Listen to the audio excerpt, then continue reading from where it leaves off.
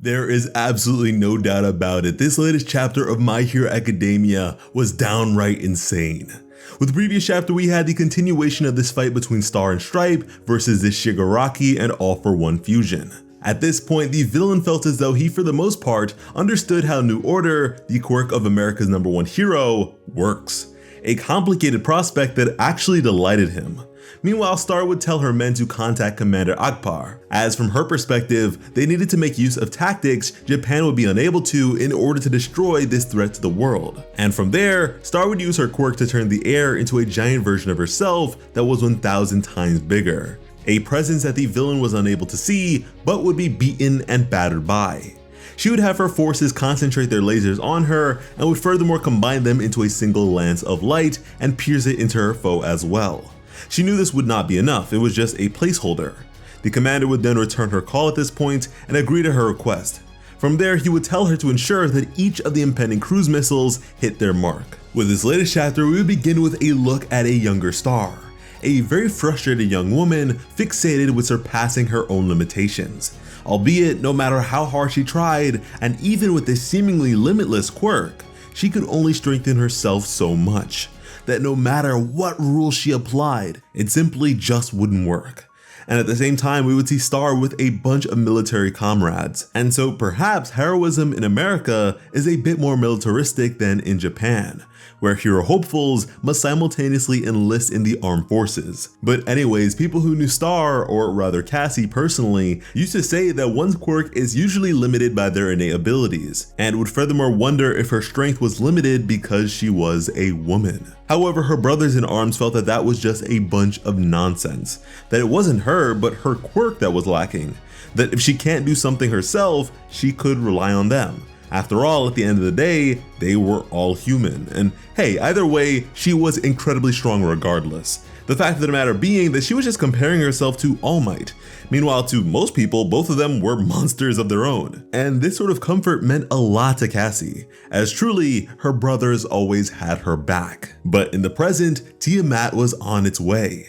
One of the pilots would request confirmation that Star would be able to touch the missiles, which she would confirm, but at the cost of the laser rule. And so it was up to them to continue the laser fire in her stead.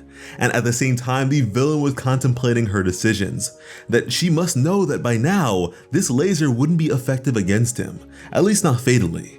Thus making the logical conclusion that she intends on keeping him in place with his current laser fire, which was correct. Which would furthermore mean that she is stalling and waiting for something else, which was also correct. Something that would end it all in one fell swoop. He would send something with incredible firepower on the approach, but wasn't exactly sure what it was, as just then, as the preparations were all set, he would finally realize what he was up against. And at this point, he wanted nothing more than to end this back and forth struggle between them, as they were both prepared to gamble. From there, Star would begin a countdown as she would outstretch a hand and her forces remained on standby. She would grip onto the missiles and before they were able to detonate, would bestow onto them a new rule. Tiamat will rotate around, as just then a figure would jettison from beneath the water and immediately be assailed by laser fire as Star spun the missiles around and with an incredibly serious punch would absolutely devastate the location of her enemy. An explosion so massive in fact that Endeavor could see the impact from the shoreline. As she flew back, Star would look at the massive crater left in the wake of their assault.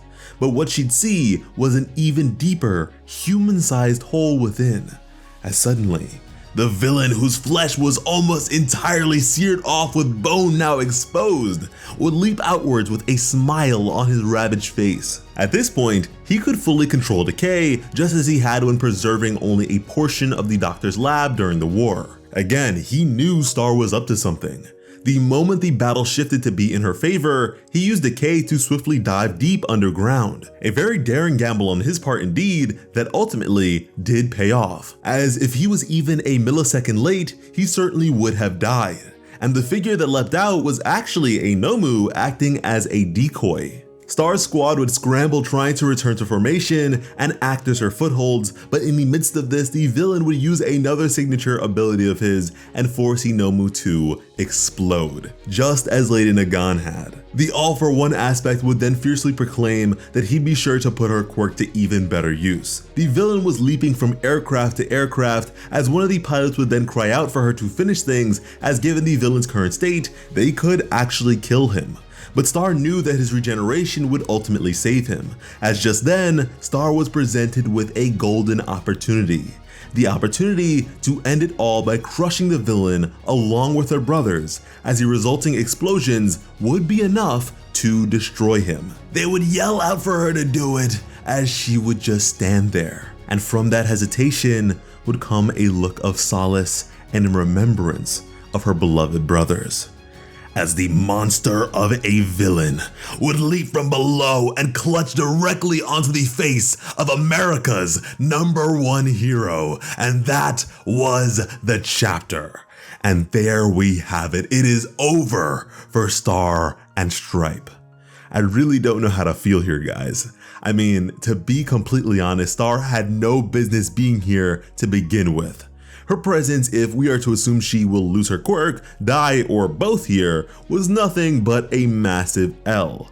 And with that, she has jeopardized the world to such an egregious degree that if I were to be a citizen in this world, you better believe I have every right to hate so-called heroes with a burning, searing passion. A big difference between heroes and villains is that villains are willing to do whatever it takes to win. Heroes are not. Star, with the sacrifice of her brothers, would have been able to save the entire world. And you would think that this would be something she is more equipped to handle, seeing as she is military personnel and all of her forces are as well, but I guess not. And it's a little bit annoying considering with the beginning of the conflict she did convey that if her allies were to die, she would bring their bodies back to their families. So they were prepared to die here. They were prepared to lose each other here. But at the same time, truly it is a moral conundrum akin to the trolley problem if you are familiar. And it's a little funny that in some sense, despite condemning this decision of Star's, I can actually relate.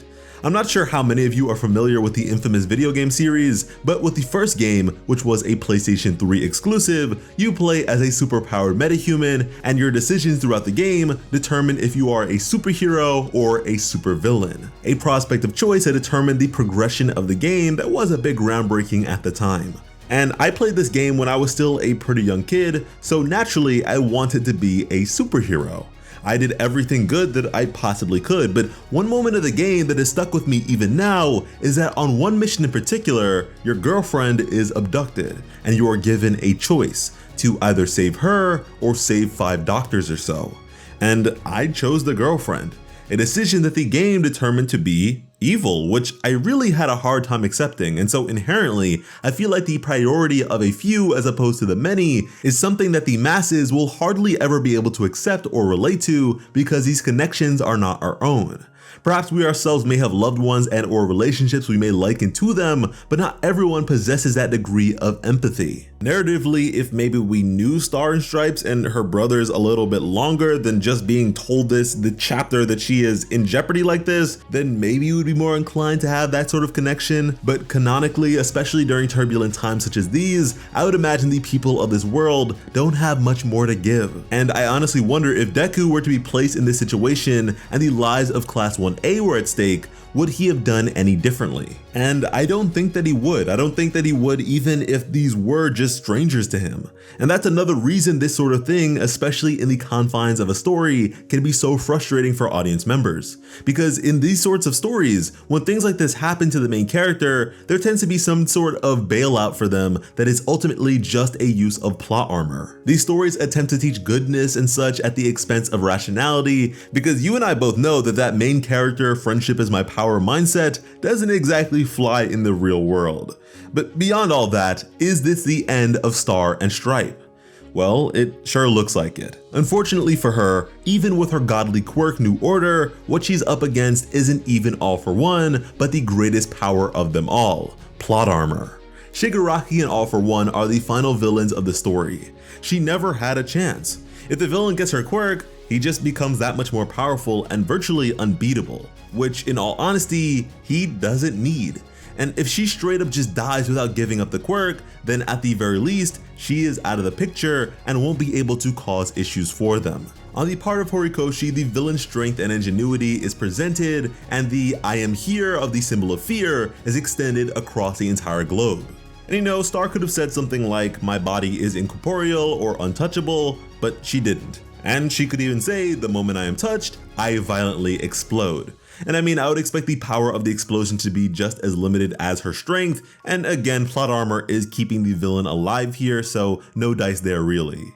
She could say, "I'm quirkless," but if she does that, then I'ma have my reservations, because she could have furthermore said, "I am quirkless for 1 year" or something like that, but whatever. Point is, there are ways to subvert this and or extend the intrigue of it all, but no matter what the case may be, I believe it is pretty safe to say that Star and Stripe, the #1 hero of America, has lost. But let us know what you think about all this in the comments down below. There is just no way Deku defeats this guy straight up, but hey, we do have a video detailing how he will actually win, so I suggest you check that one out if you haven't already. And while you're at it, be sure to subscribe to Plot Armor with notifications on to keep up to date with all of our videos, because when it comes to bringing you some of the best My Hero Academia content on the platform, Plot Armor has you covered. As always, I'm Sliceable Otaku. Thank you all so much for watching and have an awesome day. I love you.